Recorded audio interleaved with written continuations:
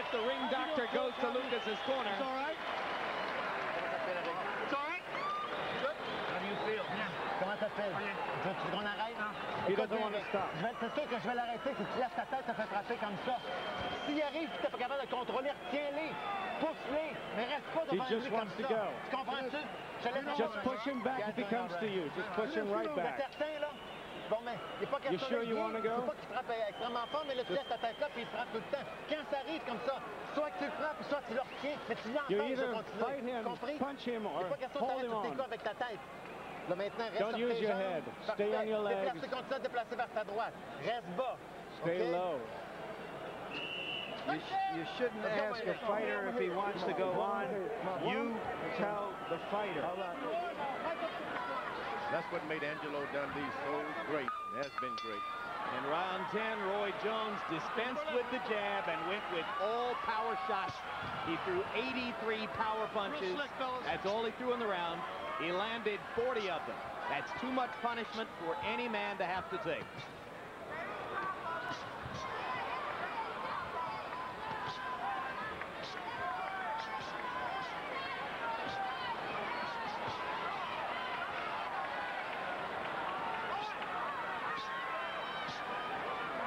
We've got a brave opponent and a brave referee. Too brave for my taste. It's getting grim in there. A grim-looking exhibition now.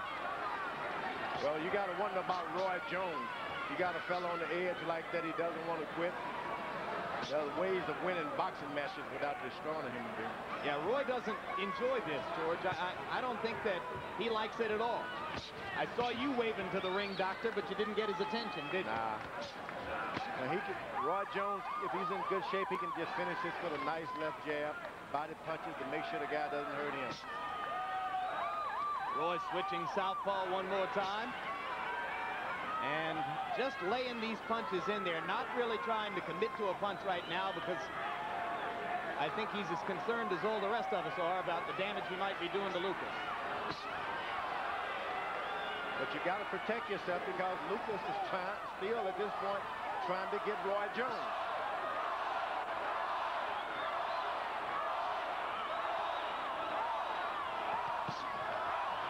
Left hook to the top of the head. Straight right hand, snapping Lucas's head back.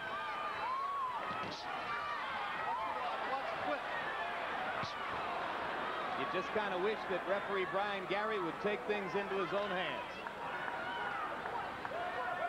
Lucas should just fight. Fight. There he goes. There he goes. Fight. Keep fighting. Go into the body. If you're going to be in the ring, fight. Yeah, because somebody in there is likely to be fighting.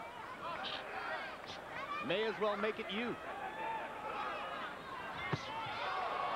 Roundhouse right. Lucas takes that one just the way he's taken all the rest of them. Left hand snapping his head back.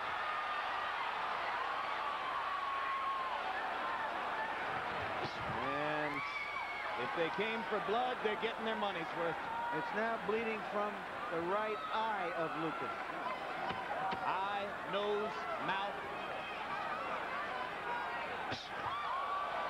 Right on the point of the chin with that left hand.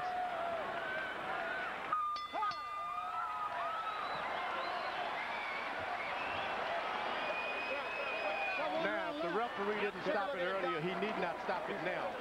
Bleeding real hard. We got one left. One round left. He's got one left. Let me close it up there now. That's a bad cut. That's a bad one. Last round. Yeah. Tell me. No more? No, we're not going.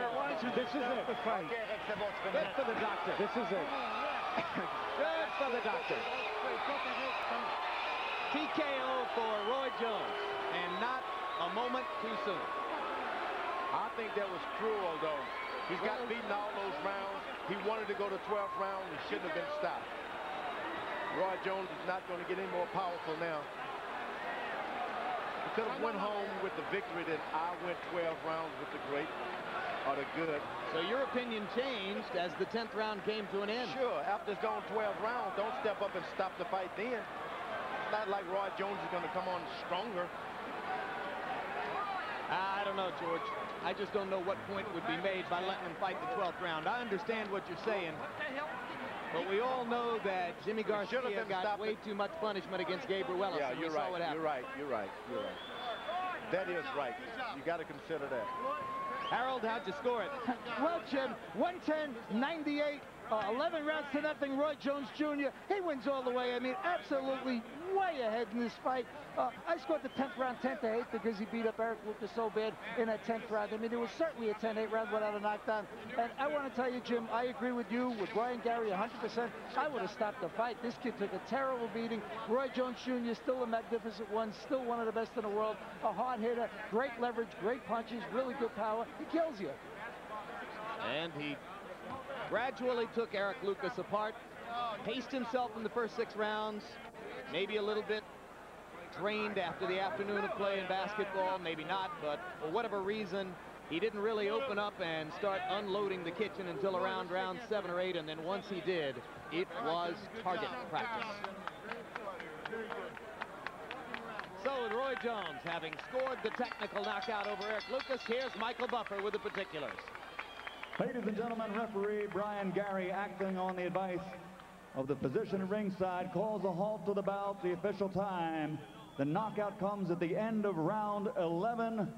Winner by TKO, and still the undefeated IBF super middleweight champion of the world, Roy Jones Jr.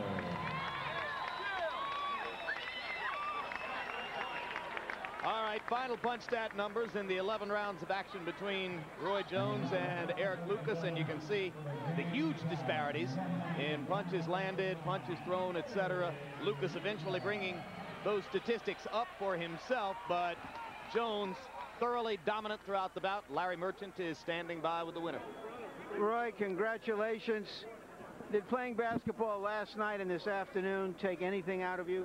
No, I don't think it took anything out of me physically. First of all, let me take time out to thank God for giving me the opportunity to come out and do the things that I do, the way that I'm doing.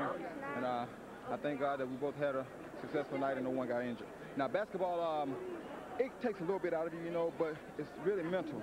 And it's just like jogging and a fighter getting themselves down in weight a couple of days before the fight.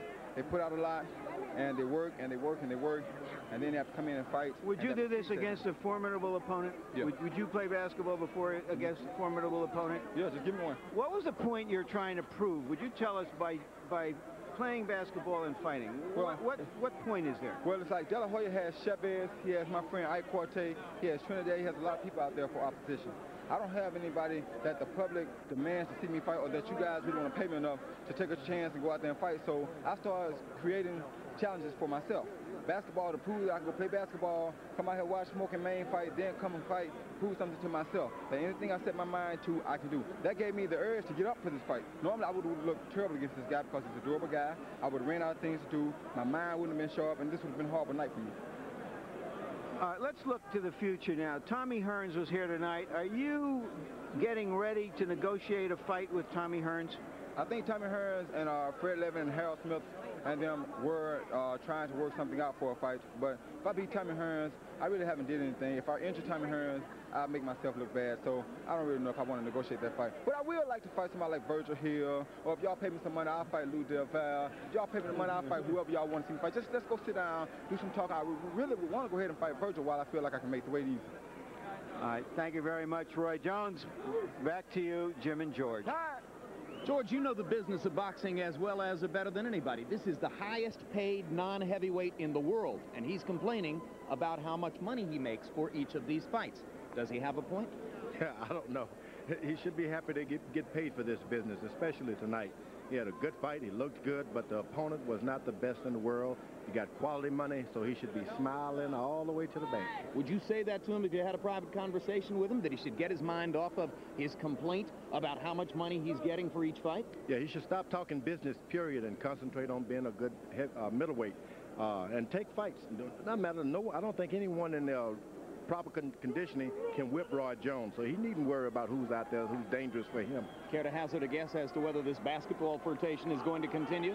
No, I think we should leave the basketball to Shaquille O'Neal. That's my man. Northern Florida. All right. Thank you very much, George. Let's turn our attention right now to last Friday night.